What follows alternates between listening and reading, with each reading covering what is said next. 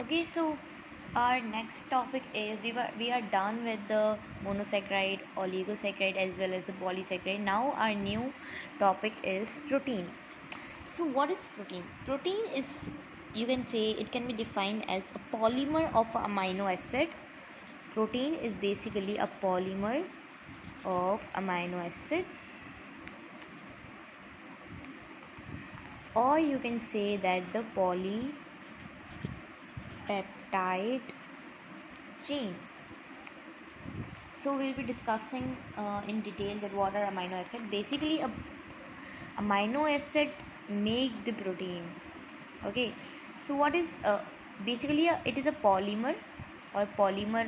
You can say that it is a polymer. It is made up of amino acid, or you can say the polypeptide chain. What is polypeptide? Poly means many, and peptide means amino acid. So they are made up of the amino acid, or you can say that the polypeptide chain. So basically, these protein may consist of more than one polypeptide, or more than one amino acid. More than one amino acid can be made as a protein. So protein is basically a organic compound, okay, in which the carbon, hydrogen, and oxygen are there. What are organic compound? In which the compound there is carbon and hydrogen. You can easily identify that it's an organic compound. So in protein, these both are main, and oxygen is there. It's not compulsory, but carbon and hydrogen should be there in the organic compound. So in protein, if there is a carbon and hydrogen, so it is a organic compound. Okay, so basically these compound are making together, or you can say that these compounds which consist of this is a organic compound which consists of the carbon and hydrogen together. This is the organic compound. So basically a protein is rich energy source. They are having the rich energy source, mean they are the basic energy source is our basic energy source is protein. So basically the protein helps in growth, in learning capacity, or like for example, let me give you the example in which the protein is there, like egg, mushroom, vegetable, fish. There are a lot of food that we eat, we get protein from them. So that was that. So as per the recommendation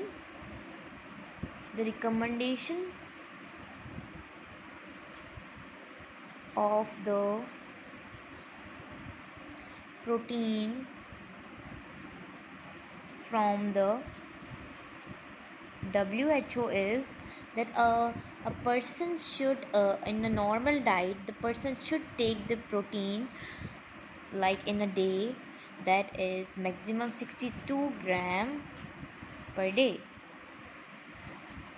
or you can say it is maximum, or you can say the minimum that can be a person should take in a one day, that is 37 gram per day. Okay, but in daily diet, Pakistani people used to take just 6 gram per day, which is not useful for our body. We should take the proper proteins to the you can say that to help in our growth, for the learning capacity. We should take a good amount of the protein. So a Pakistani diet, the Pakistani people always take this, as you can say that amount of protein, which is it is not useful for our body. We want our body want more than this type of protein. Okay, so protein, Pakistani daily diet, they usually take this that amount of protein, but we should take more than that. So Pakistani daily diet is that. Now let's move toward that protein is basically a polymer of amino acid, and basically a amino acid make a protein. So what is amino acid? Amino acid is basically is composed of amino acid is a protein that make protein. It is a polymer that make the protein. So amino acid is a polymer of the protein. So amino acid basically composed of the alpha carbon amino group and carboxyl group as well as the radical. Okay, so basically this amino acid is basically composed of the, you can say that, alpha carbon amino group as well as carboxyl group. Okay, so let me define these all as a, let me make the structure. This is carbon. Okay, this is the let me make the structure.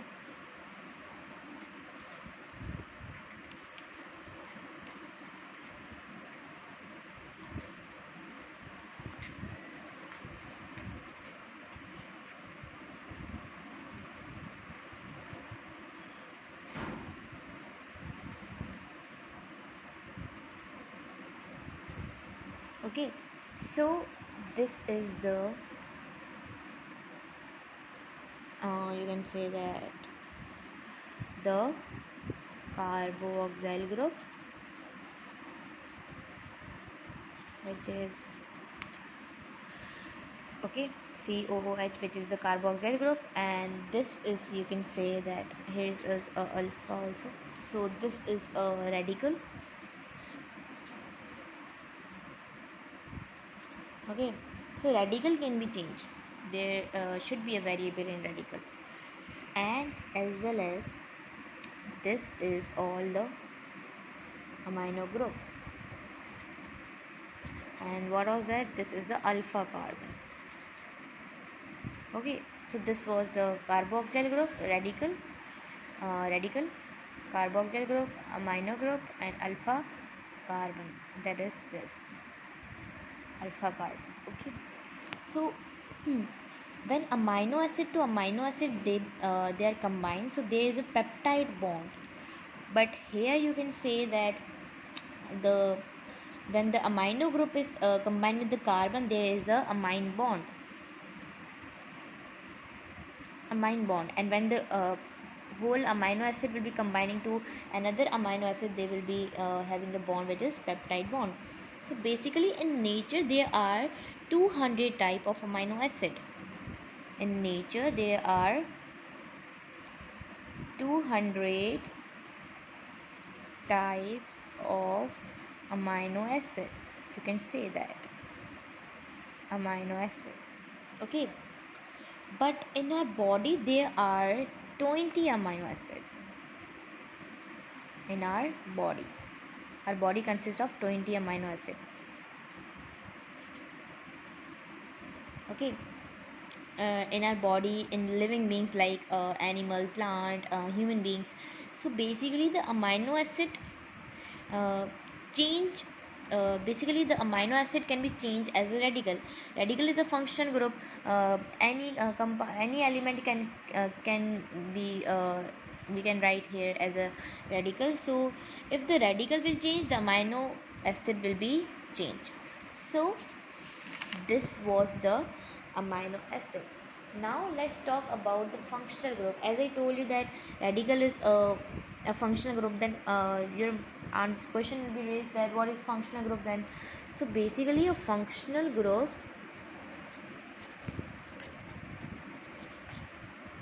is a group of atoms that behave as a unit. For example, there are 10 to 8 members in a group. We can say them as a team number 1. So as all the atom, we can when they are combined as a unit, we can say as a functional group. So the amino acid are basically classified on the body needs as well. Like number one body need is the number one amino acid that is are like based on the body needs, that is essential amino acid. Okay, so basically they are not synthesized in our body, they are taken by the through the diet. uh, there are 8 amino acids that we can eat. We can like you can say that food which are having the 8 amino acid. So this is not present in our body, they are not synthesized in our body, they are taken through our diet. So this is the essential amino acid. Number second one is the semi essential.